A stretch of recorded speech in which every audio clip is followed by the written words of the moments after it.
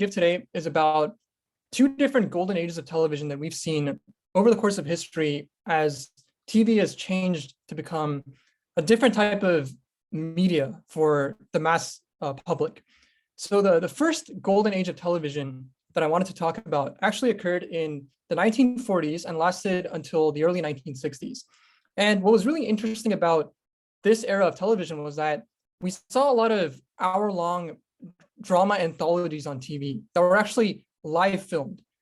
This era occurred before the advent of videotaping or pre-filming for these television series. And so these shows were actually recorded on set in live time. You would have plays that were between 60 and 90 minutes long that had to be done in basically one single take. And any errors that the cast made were broadcast to millions of viewers around the country. So it was very critical that they practiced it well beforehand. One interesting thing about the plays during this time was that they were very high quality and highbrow in the sense that they borrowed from Broadway plays and musicals, but also from traditional classic sources of high culture content, such as Shakespeare plays or Tchaikovsky ballets. And the initial reason for why television networks decided to go with this high culture and type of entertainment is that TV was a relatively new medium at this time. So there was a general concern that this new type of medium, just as books were a new type of medium, would somehow dilute the quality of the mass culture that Americans would experience. And in an effort to ensure the public that TV was still a media that had cultural legitimacy, these networks decided to offer these highbrow entertainment options, such as these plays or these musicals. One other interesting thing about this era was that a lot of famous actors during this time, such as James Dean and Rod Steiger, who were very famous in the later decades, began their careers with these live drama anthologies. And it was because a lot of audiences were drawn to this type of entertainment due to the departure from traditional television options. For example, directors like Rod Serling, who directed Danger, the one shown on the left here, decided to switch from optimistic, comical, traditional TV options to more darker, serious stories. His drama series often revolved around introspections into the human condition, and they took a dark and cynical view on society that wasn't previously seen before on television. And so it was a risk from the directors to offer this type of entertainment to the public, but at the same time, that risk paid off and allowed these actors to build a stepping stone to their final fame and stardom in Hollywood eventually. Now, over time, the reason this golden age died out is because as TV became more widespread throughout America, it became very popular among rural audiences who were more blue collar and more simpler in terms of what kind of content they wanted to see compared to, let's say, the educated elite in cities and more developed areas of the country. So the result was a shift away from these highbrow dramatic productions like those Broadway plays and musicals, and instead a shift toward sitcoms and Western format shows that a lot of us actually know very well today. For example, many of you probably recognize these names such as I Love Lucy and The Dick Van Dyke Show. But at the time, these weren't very popular initially among the audiences that initially were the target audiences for this market. Rather, what happened is that a lot of network executives realized that the ratings for those initial highbrow productions simply couldn't match the ratings for these rural sitcoms and Western format shows that eventually took over and became the popular type of show that everyone watched on television every week with their family at dinner.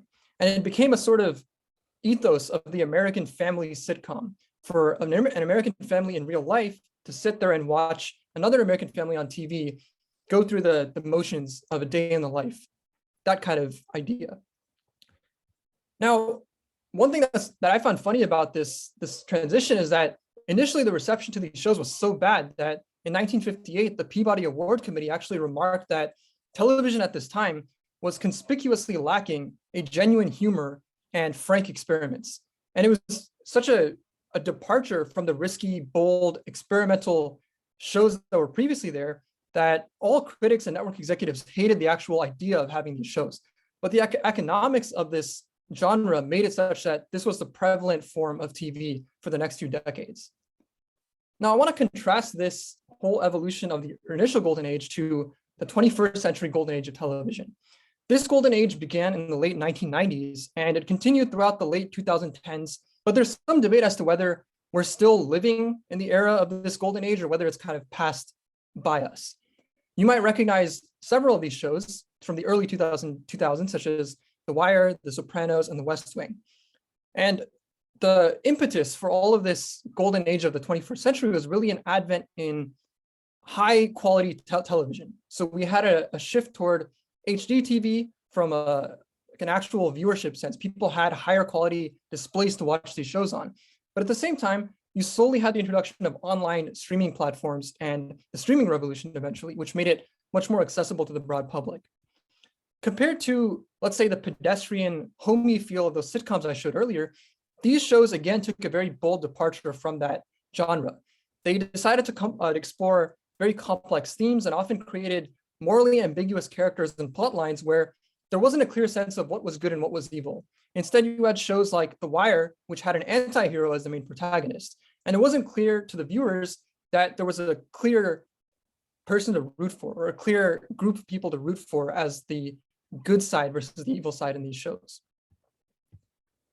This initial form of television actually morphed in the 2010s, where many of these shows, like you may know as Breaking Bad and Mad Men, took on that impetus and really explored it even further.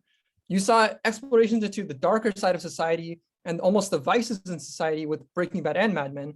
And another interesting thing about this whole era is that the combination of widespread accessibility to TV and the increasing demand for more and more content led to skyrocketing production values in many of these shows, almost to the point where Mad Men and Breaking Bad both were rivaling film budgets, like true cinema budgets in terms of how much money was being spent developing these shows.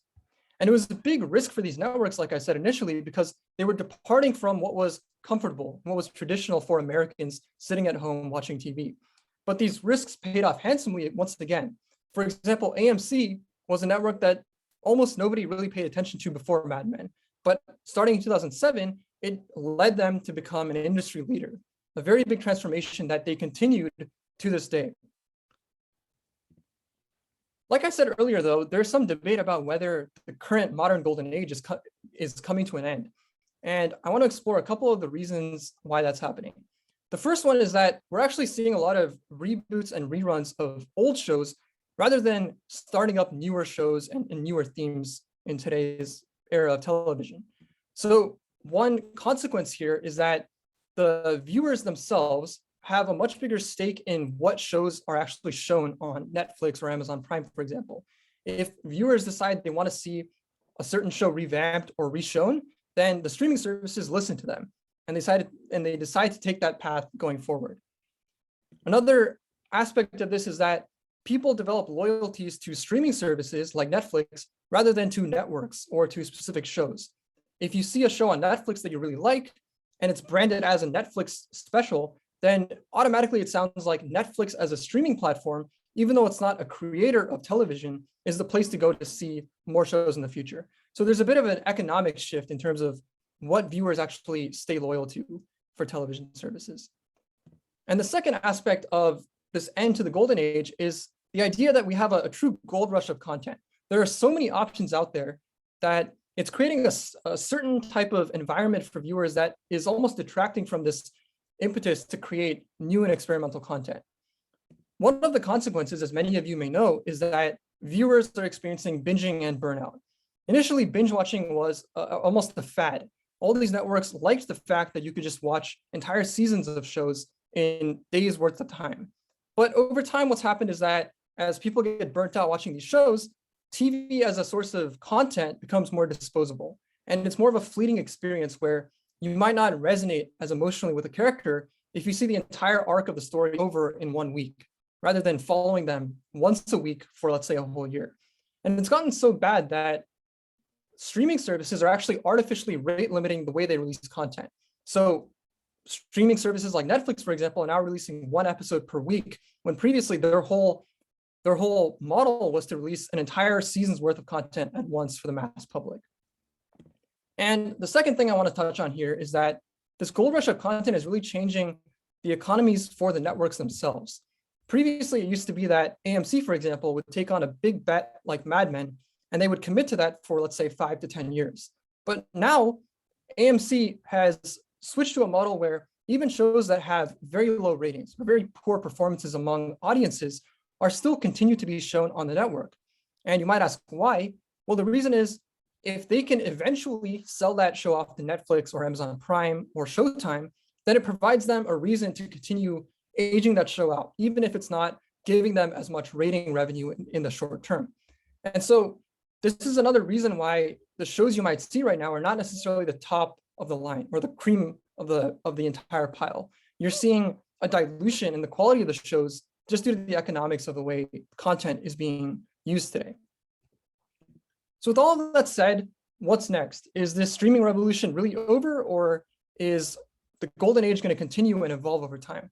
Well, the main conclusion I wanted to draw from this speech is that in both of these golden eras, we saw an introduction of a new medium. We saw TV being introduced as a new kind of revolution in the 1950s. And here in the modern age, we're seeing streaming as a new form of media. But the difference between these two eras is that previously in the 1950s and 1960s, we saw that the public wanted to come back to a simpler form of media, like rural sitcoms and Westerns. But now it's almost like the public is trying to invoke a sense of nostalgia in what they want to see. We're seeing reruns and reboots of existing shows rather than newer shows being shown. So it's a question of, with all of this content out there, are we still going to have an incentive or a motivation for streaming services to create expensive new high-dollar shows on their own, like Breaking Bad, or is it just going to be a return to the older shows that are just going to be reshown and maybe revamped in slightly different ways? I don't know the answer, but I think it's an interesting question to explore. Thank you.